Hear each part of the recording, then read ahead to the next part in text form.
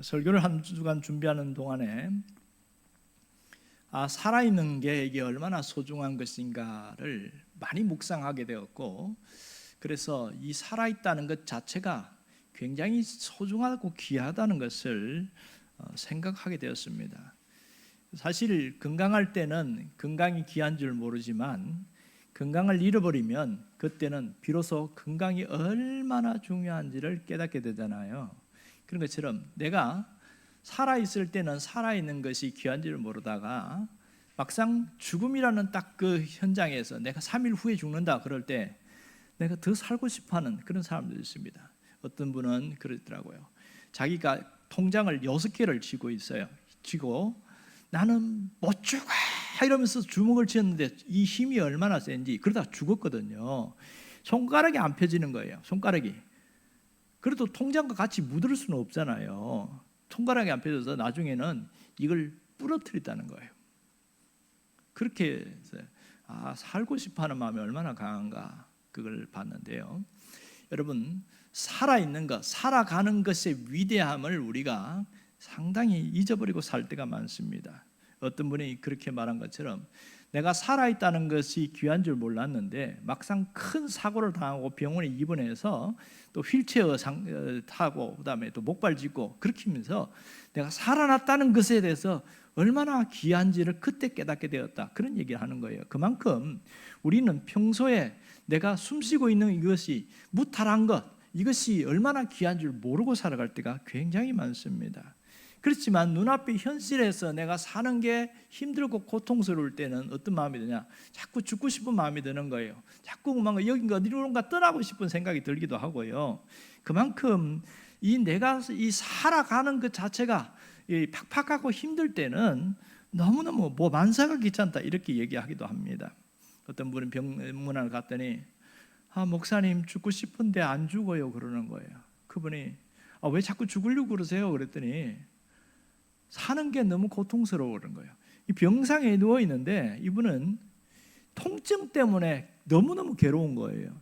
언제 제일 아프세요? 이랬더니 밤 11시가 딱 넘어가기 시작하고 새벽 2시 되면 무지무지 아프다는 거예요. 그러니까 잠을 편하게 자고 싶은데 이게 통증 때문에 잠을 못 자는 겁니다. 그런데요, 그분이 통증 주사를 맞고 있어요. 그런데도 통증 때문에 못 견디는 거예요. 희한하지요. 낮보다 밤에 통증이 더 심합니다. 그러니까 죽고 싶은데 안 죽어진다는 겁니다. 그렇다고 자기 스스로 목숨을 끊을 수 있는 상황도 아니고, 그런 마음이 너무 짠했어요. 저렇게 고통스러워하는 분들이 있구나. 한국 상담 심리치료센터의 강지윤 박사님이라고 있어요. 이분이 쓴 그 칼럼을 제가 읽은 적이 있는데요. 이분이 이렇게 이야기하는 거예요. 온 세상에 자신의 수치를 보이는 일이 있더라도 명예나 돈을 다 잃었다고 해도 절대로 자신을 스스로 죽이지 말아야 한다. 죽는 것은 회피이며 도망가는 것이며 비겁한 짓이다. 그렇게 말했습니다.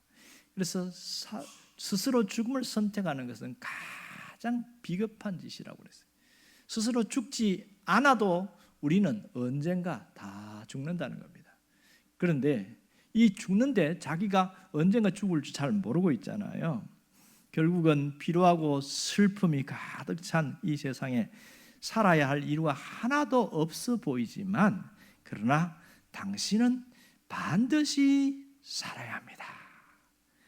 그 칼럼을 읽으면서 이 살아야 있는 게 굉장히 중요하다는 겁니다.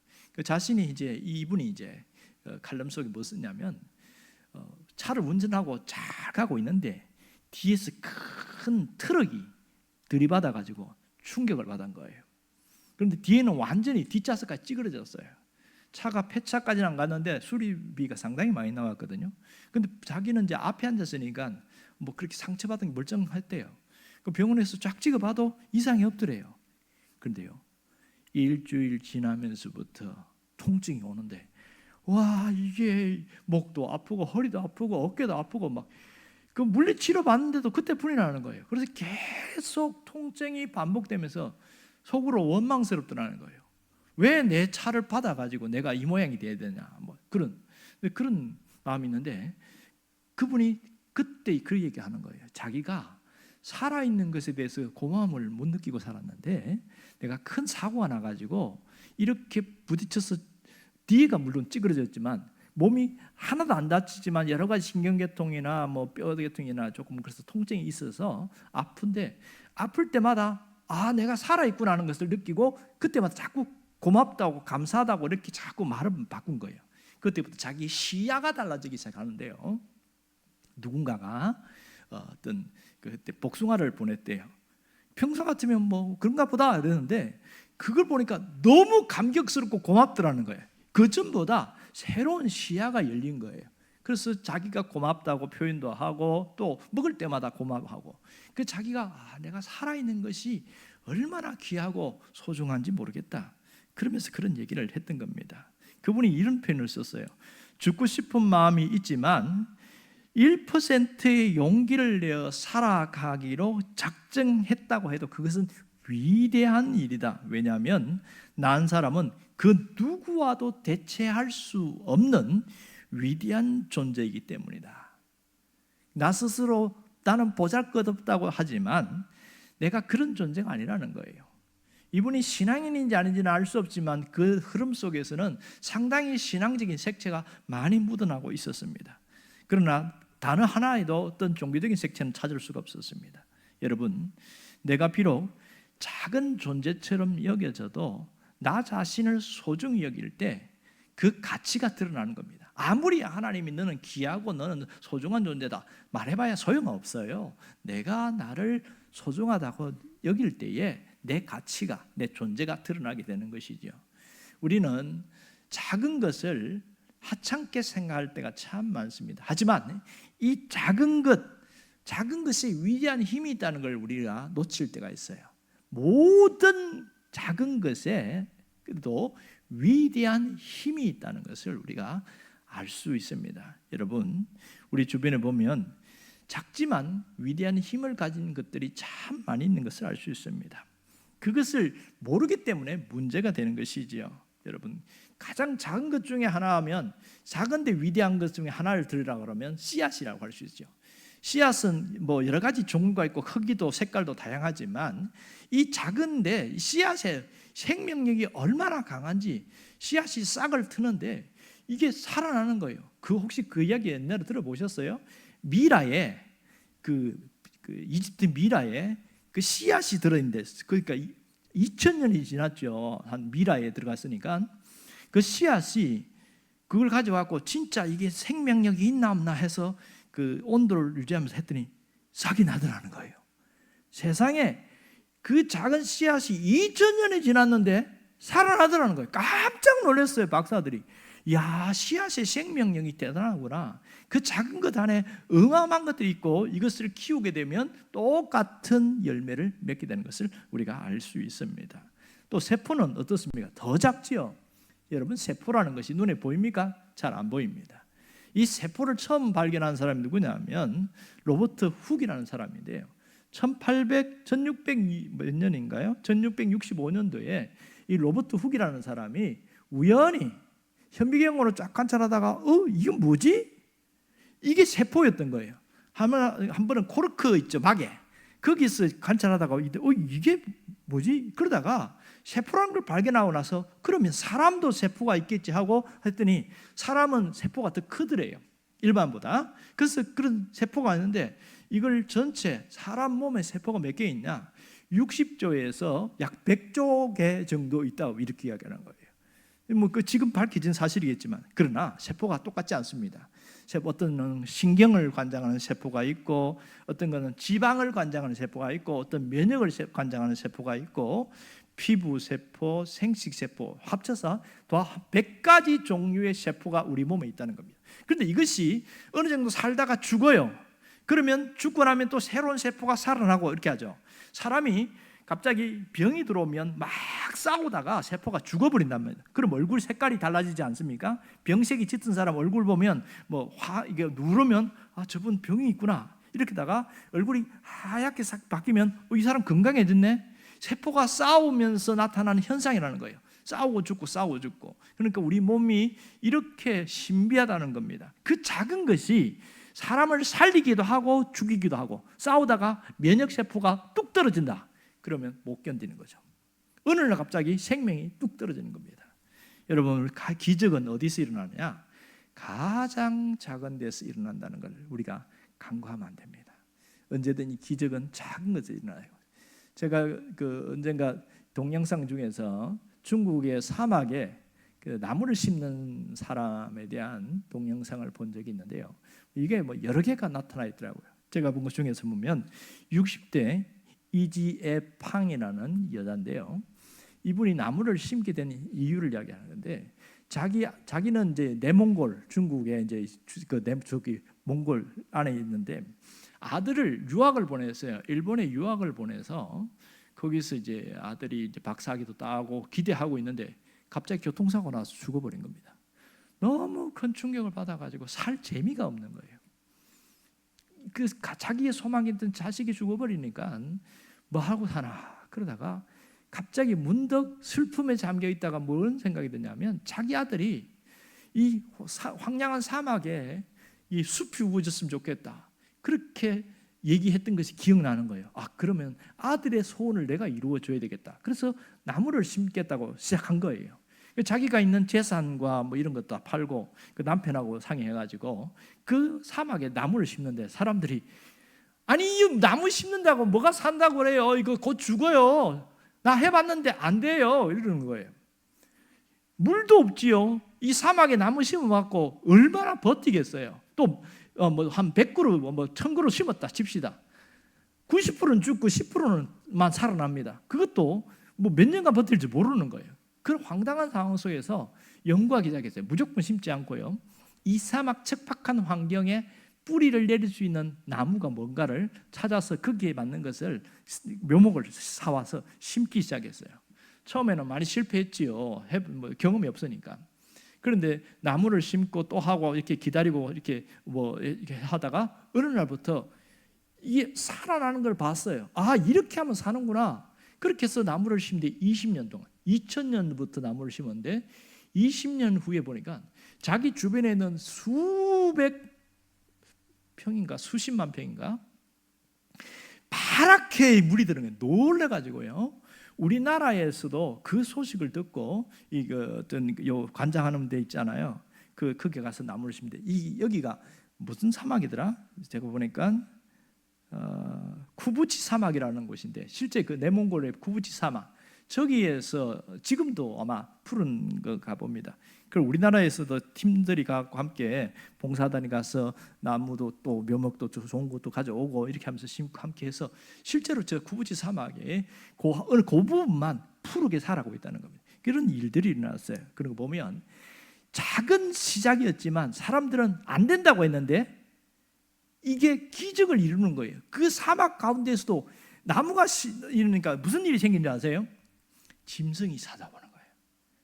누구도 없는 그게 짐승이 찾아오고 큰 나무가 있으니까 그 사막에서 숨겨진 씨앗들이 있죠. 풀들이 거기서 자라나기 시작하는 거예요. 더 희한한 건 뭔지 압니까? 사막에 전혀 물이 흐르지 않는 곳이잖아요. 그런데 20년 동안 나무를 심었더니 그 물이 흐르는 그런 희한한 일들이 생기는 거예요. 이게 기적은 큰 게 아니고 작은 데서 이루어지는구나. 이걸 알 수 있습니다. 예수님도 씨 뿌리는 비유 중에서 그런 얘기 하지 않습니까? 작은 겨자씨 하나를 심었을 때 이게 커서 새들이 와서 날아다닌다고 이야기했거든요. 그러니까 실제 겨자씨가 진짜 그 깨알보다 작아요. 그걸 심었는데 키가 3m에서 4m까지 자라거든요. 어마어마하게 큽니다.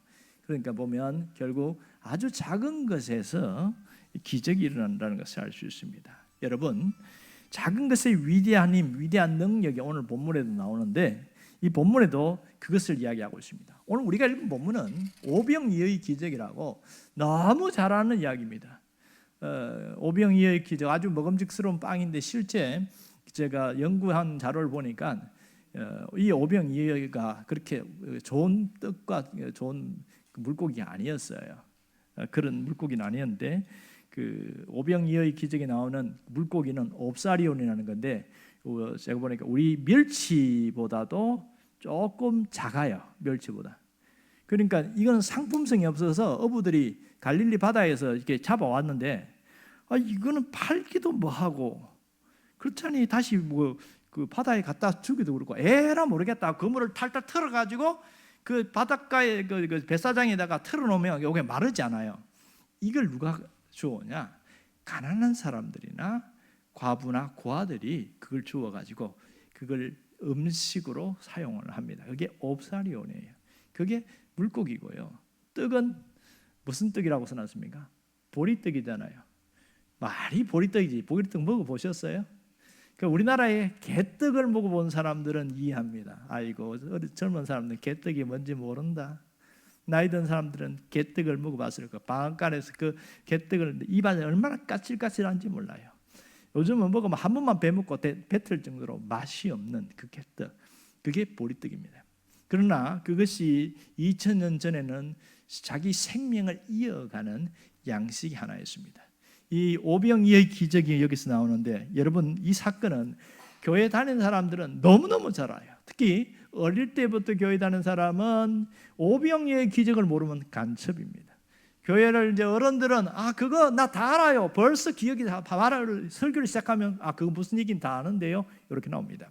자, 여러분 이 사건이 어떻게 시작된지 아세요? 예수님이 지금 도시에서 기적을 일으킨 게 아니고 어디예요? 들판입니다. 그 들판이 어떤 들판이냐? 베세다 들판이라는 곳입니다. 들판인데 거기에 사람들이 남자만 5천 명이 모였다고 그랬으니까 그 추정하기는 어떤 사람들은 약한 어린아이와 여자들까지 10,000명이 넘을 거라고 하는 사람도 있고 또 4배니까 2만 명이라고 하는 사람도 있고 어쨌든 10,000명 이상인 건 맞는 것 같아요. 그런데 제가 어떻게 이런 많은 사람 한꺼번에 모일 수 있었을까? 그것을 쭉 보니까 지금 예수님이 이 기적을 행할 때가 예수님의 사역의 공생의 2년 차쯤 되는데요. 가장 절정기에 이르는 그때입니다. 2년 차에서 3년 차로 넘어가는 그 시점 같아요. 제가 볼 때. 그러니까 그래도 당시 인구수로 봤을 때 10,000명이 모인다. 이거 불가능한 일이잖아요. 어떻게 가능했을까? 예수님의 그 소문을 들었어요. 기적에 대한 소문을 들었고 또 마침 여기 성경에 나온 대로 명유월절이 가까운지라 했거든요. 유월절 되면 사람들은 우리나라 명절에 대이동하듯이 이 사람들이 자기 집에서 예루살렘으로 내려갑니다. 이동을 하는 그런 시기에 소문을 들었으니까 어차피 가는 길이니까 그 예수님 한번 보고 가자 이렇게 해서 모인 사람들이 어마어마하게 많게 됐구나. 이게 타당한 거구나 알 수 있습니다. 그런데 예수님이 설교도 하시고 그 다음 아픈 사람 치유도 해주시고 그렇게 하면서 하루가 지나가는데 해가 뉘엿뉘엿 넘어갑니다. 대충 하고 그냥 한낮을 하고 보내야 되는데 예수님이 하루 종일 그 일을 하시는 거예요. 그런데 문제는 해가 넘어가면 심각한 문제가 생깁니다. 가장 첫 번째 먹는 문제예요. 먹는 문제만 해결되면 뭐 숙소에 거기서 조금만 가면 자기 집을 찾아갈 수 있으니까 해결되는데 배가 고픈데 아무도 먹을 게 없습니다. 그러면 예수님이 눈치를 채고 바로 하늘을 우러러서 출애굽시대에 보면 무슨 얘기 있었어요? 하늘에서 만나가 내려왔죠. 만나. 가시 같고 하얗게 생긴 그 고급 그 양질의 단백질 덩어리 있는 만나. 그렇게 해서 하나님 지금 만나를 내려주옵소서 이러면 우르르 쏟아지면 와 이게 뭐야 이러면서 사람도 놀랐을 텐데 주님이 그렇게 하지 않고 제자 빌립에게 묻습니다. 이 사람들 다 먹으려면 얼마나 되겠냐? 얼마를 사와야 되겠냐 이렇게 물었어요. 그랬더니 빌립이 수학적인 머리가 굉장히 뛰어난 모양입니다. 그래요? 그래서 자기는 아무 생각 없이 막 계산해보고 한 10,000명이 넘고 하니까 이거 최소한 빵 한 조각씩 먹어도 이거 200데나리온은 더 필요하겠는데 이런 얘기가 나온 거예요. 여러분 200데나리온이라면 얼마인 줄 아세요? 당시에 한 사람이 일당을 노동자가 일을 하면 한 데나리온 받았거든요. 그러니까 최소한 6개월 이상을 일을 해야 한 푼도 안 쓰고 6개월 동안 한 사람이 일을 해야 되는 돈이 200데나리온입니다. 어마어마하죠. 트럭으로 하면 수십 대의 트럭이 필요한 그런 빵인데 근데 뭐라고 그러냐면 빌립이 예수님이 이것 갖고도 부족합니다 이렇게 이야기했어요. 그러면 빌립이 한 말은 뭐예요? 이게 가능하다는 거예요? 불가능하다는 거예요? 불가능하다는 거예요. 이거는 예수님, 이 말도 안 됩니다. 그러니까 옆에 있는 제자 하나가 예수님 지금 빨리 돌려보냅시다. 그냥 우리가 이걸 할 수 없는 거 아닙니까? 이런 얘기가 나온 거예요. 그런데 이 빌립이 안 된다고 했을 때에 다른 제자들이 안 되나 보다 했어요. 그런데 누가 튀어나온지 아세요? 8절 9절에 보면 안드레가 툭 튀어나오면서 안드레가 여기에 아이가 있는데 보리떡 5개와 물고기 2마리가 여기 있습니다. 이런 얘기하는 거예요. 성경을 가만히 읽으면서 이게 어디서 튀어나왔을까? 그러니까 앞에 숨어있는 행간의 이야기가 있다는 걸 우리가 알 수가 있잖아요. 숨어있는 이야기. 그러니까 예수님이 제자들 본 앞에서 야, 이 사람들을 먹이려고 하는데 어떻게 하면 좋을까? 그랬더니 사람들 꿀먹은 벙어리잖아요. 그러니까 이제 빌립에게 한번 계산 좀 해봐라 했더니 이렇게 하고 있는데 안드레는 그 순간에 뭘 했을까? 군중들 사이로 다니면서 예수님이 먹을 걸 필요하다고 하는구나. 그래서 이 안드레가 쫙 다니는 거예요. 혹시 예수님께 드리려고 하는데 뭐 먹을 가지고 오신 분이 있습니까? 하고 이렇게 다니면서 얘기를 했겠죠. 그런데 먹을 것을 안 갖고 온 사람들이 대부분일 겁니다. 없으니까. 그런 사람들은 없는데요. 아주 당당하게 이야기를 했을 거예요. 그런데 그 중에 소수의 사람들 중에서 자기가 먹을 것, 이 도시락을 갖고 온 사람도 있을 거란 말이에요. 그런 사람들은 자기가 지에 찔리니까 숨기면서 없는 척하면서 고개를 몸짓으로 흔들면서 없다고 하면서 지나갔을 거란 말입니다. 이렇게 사이사이를 지나다가 누구를 만났냐? 어떤 한 아이를 만났어요. 아이로 나오는데 소년입니다. 약 한 10살에서 12살 사이의 소년을 만난 거예요. 이 소년을 만났는데 이 소년이 뭐라고 하냐면 자기 품에 있는 도시락을 쓱 끄집어내더니 이거 예수님께 드리세요. 이렇게 된 거예요. 그래서 받아가지고 예수님께 갖고 왔습니다. 이 소년의 도시락이, 한 아이가 소년 도시락을 줬습니다. 이러면서 이 상황이 이렇게 되어지는 거예요. 여러분, 그러면 이거 무슨 의문점이 생기냐면 이 소년은 왜 도시락을 끄집어내놨을까? 지금 자기 먹을 것도 없잖아요. 이게 아마도 부모와 같이 왔는지 다른 친구들과 왔는지는 전혀 모릅니다. 하지만 두 가지 추측할 수 있죠. 하나는 부모와 함께 왔을 수도 있고 아니면 다른 친구들이 올 때에 그래서 갈 때 엄마가 야야 잠깐만 하면서 얼른 이 도시락을 싸갖고 줬을 가능성도 있어요. 어쨌든 갖고 왔습니다. 근데 이거 하루 종일 지금 해가 질 저녁에 지금까지 도시락 안 먹고 갖고 있었어요. 배가 얼마나 고프겠습니까? 내가 먹어야 될 도시락인데 이거 예수님 갖다 주면 자기는 어떻게 돼요? 쫄쫄 굶어야 되죠. 하루 종일 굶었는데 또 굶어야 되는 그런 상황입니다. 왜 이걸 끄집어냈을까? 다른 어른들도 안 내놓는데 어떻게 이 아이는 이 도시락을 끄집어냈을까? 우리나라 하면 초등학교 한 3학년, 4학년쯤 되는 그런 아이가 어떻게 이런 기발한 생각을 했을까? 희한하지 않습니까? 그리고요, 이걸 안드레로부터 받아들인 예수님은 어떻게 반응했는지 아세요? 그게 바로 11절에 나옵니다. 11절에 보면 뭐라고 그랬어요? 예수께서 떡을 가져 축사하신 후에 이렇게 이야기합니다. 여러분, 축사가 뭐예요? 돼지우리가 축사가 아닙니다. 여기서 축사는 감사했다 이 뜻입니다. 하늘을 우러러 하나님께 감사 기도를 드린 거예요. 이 아이의 도시락을 받은 예수님은 너무너무 감동한 거예요. 예수님은 그래도 누가 도시락을 갖고 있는지 대충 알 거 아니에요. 그렇잖아요. 그런데 생각지도 않는 아이가 도시락을 내놓으니까 깜짝 놀란 거예요. 어른들도 안 해놓는 그 도시락을, 특히 어른들은 참을성이 더 있잖아, 아이보다. 아이들은 배고프면 못 참는데도 이 아이가 끄집어내놨으니까 이야 너무나 감사하다 하면서 이걸 들고 하나님께 감사기도 드리는 거예요. 그러고 난 다음에 딱 놓고 보세요. 이게 놓고 예수님이 하나씩 제자들에게, 12명의 제자들이 있지 않습니까? 하나씩 주고 하는 거야. 떡도 주고 그 다음에 그 마른 멸치 같은 그 물고기도 주고 이렇게 했는데, 그 떡이 5개고 물고기 2마리잖아요. 그런데 떡이 계속 나오고 물고기도 2마리인데 계속 나오는 거예요. 예수님 바구니에서. 첫 번째 베드로에게 줬겠고 요한과 야고보 뭐 이렇게 쭉 하면 줬는데 야 이거 갖다 주라 하는 거야. 딱 갖다 주라. 그때에 보면 사람들을 무르르 준 게 아니고 먼저 뭘 했냐? 50명씩 100명씩 다 나누어 앉게 한 거예요. 질서를 지키도록. 그러니까 제자들은 이 사람들을 먹도록 열심히 땀을 흘리면서 갖다 나르는 일을 한 거죠. 그런데 성경에 보면 그들이 배불리 먹었다고 그랬어요. 배불리 먹었다는 것은 그동안 배가 고픈 사람도 있으니까 어떤 사람은 2인분을 먹었을 것이고 어떤 사람은 3인분을 먹었을 것이고 이렇게 자기가 마음껏 양껏 먹었어요. 말도 안 되는 이 어마어마한 사람들에게 많은 그 먹었는데 나중에는 신기한 일은 뭐냐면 다 먹었잖아요. 그런데 예수님이 남은 걸 마시고 야 그거 버리지 말고 거두라 해서 모았더니 얼마가 남았어요?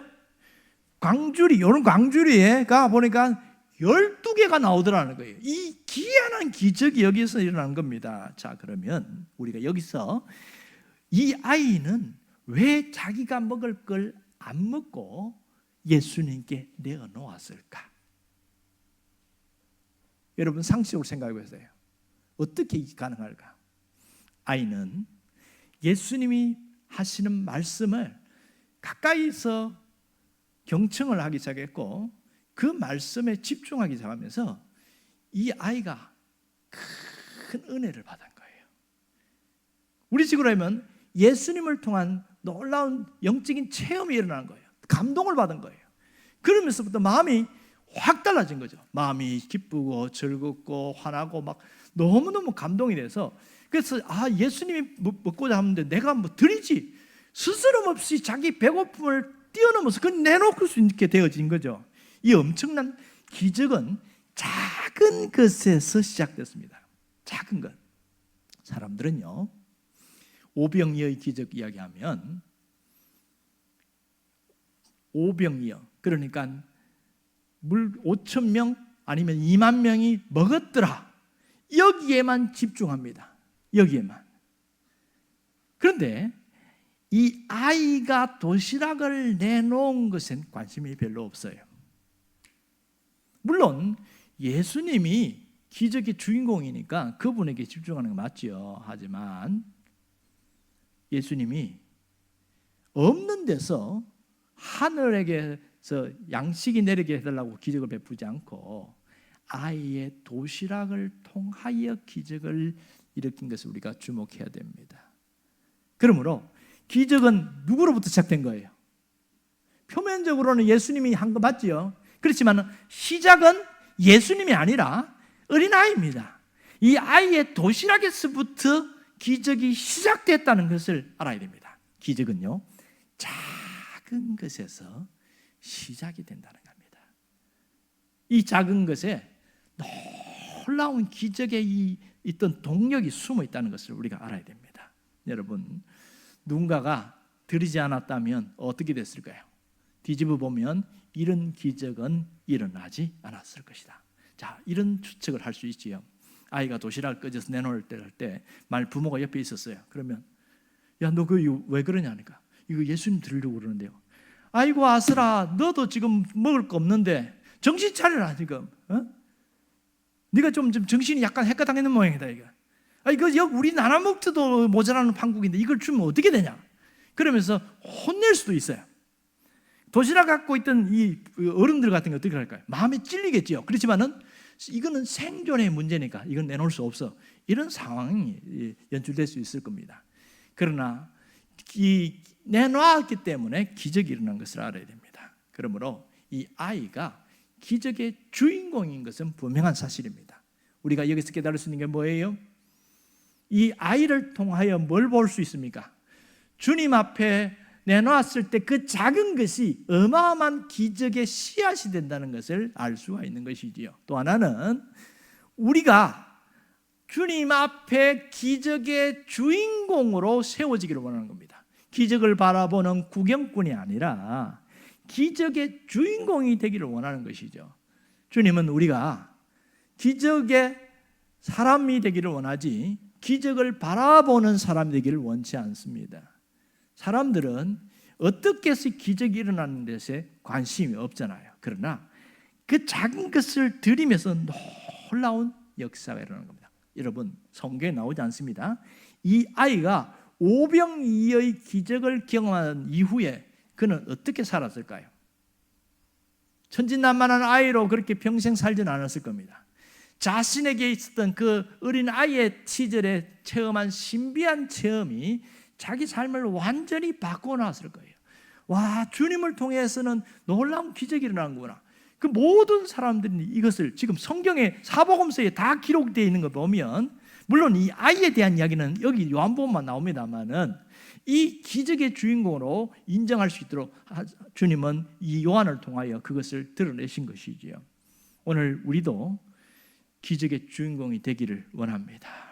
여러분이 기적의 주인공이 되기를 원합니다.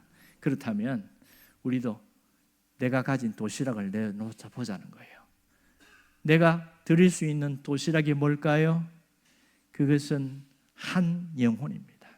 한 영혼. 우리가 주님 앞에 드릴 도시락은 영혼 구원입니다. 영혼 구원. 우리는 그런 생각을 합니다. 아니, 목사님, 저런 사람 안 돼요.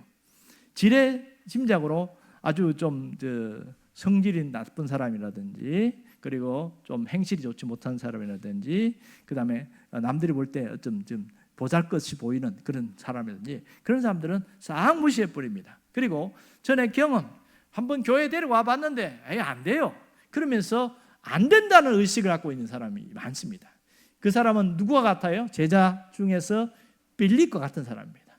빌립과 같은 생각을 가지고 있는 사람에게는 기적이 일어나지 않습니다. 하지만 반대로 안드레와 같은 생각을 가지고 한번 찾아보자, 한번 해보자, 그러면서 했더니 아이를 발견했잖아요. 이 아이가 하나님 주님 앞에 드리고 싶어도 만일 안드레가 가지 않았다면 드릴 수 없을 거예요. 어떻게 이 아이가 예수님께 갈 수 있을까요? 그러나 안드레처럼 한번 찾아보자 했던 사람은 이런 아이를 발견할 수 있게 되어지는 것이죠. 우리가 가진 도시락이 있습니다. 그것은 내가 가진 모든 것입니다. 내가 가진 시간이나 재능이나 물질이나 건강이겠죠. 하나님 앞에 드려보자는 거죠. 한번 영혼을 향한 따뜻한 시선, 따뜻한 손길이 우리의 도시락입니다. 여러분, 우리가 지금도 사망과 죽음의 그늘에 앉아있는 사람들이 많습니다. 아까 우리가 그 CCM 찬양을 했는데요, 그 찬양의 가사가 이렇습니다.